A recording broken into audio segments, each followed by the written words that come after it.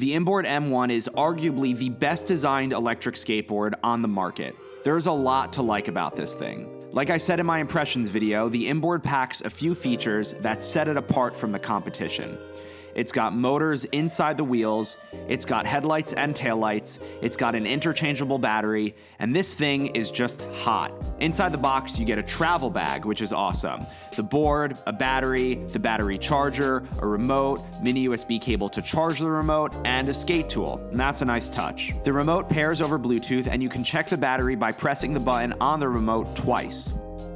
Contrary to what I said in my impressions video, which is linked below, you can turn off the headlights and taillights by holding down the dead man switch and pressing the button once. That's dope. Riding the 15-pound inboard can take some time to get used to.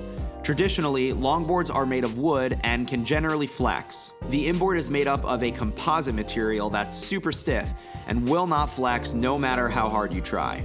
Acceleration is a bit on the slower side, but once you reach top speeds, you are cruising and the ride is really nice. Braking can be a bit tricky too. In my experience, you need to roll down the throttle all the way and then the board registers that you want to brake. It does stop pretty quickly and smoothly, just make sure to have your body weight shifted properly. I ride the inboard exclusively in advanced mode.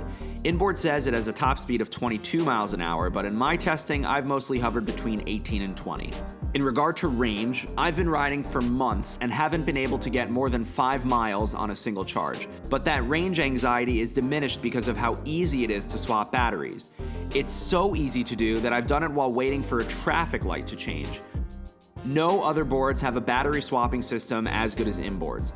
I've even changed batteries while standing on the board. And speaking of those batteries, they charge with this magnetic cable. It's like MagSafe. You don't plug the charger directly into the board, but rather right onto the battery itself. Another thing I want to point out is the Inboard's inability to easily rock back and forth. You can't really go forwards and then quickly go backwards without giving a little body in the direction you want to go. There's a bit of lag. It has to do with the way the hub motors detect which way you want to go in. Like I mentioned earlier in regard to acceleration, the hub motors don't allow for super fast takeoffs. And I found that it's best to kick push the inboard to start moving. The inboard can climb hills, but I recommend giving it a kick push to start as well, or just be moving already. Another quirk is that performance decreases as the battery depletes. The inboard is noticeably faster when it's fully charged, and when you're low on battery, you'll feel it.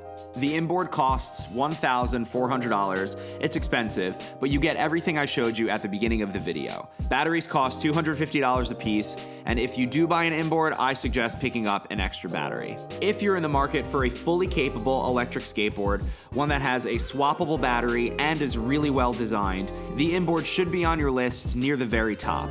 There are drawbacks, but if you're a first-time buyer, I think you'll be mighty pleased with an M1.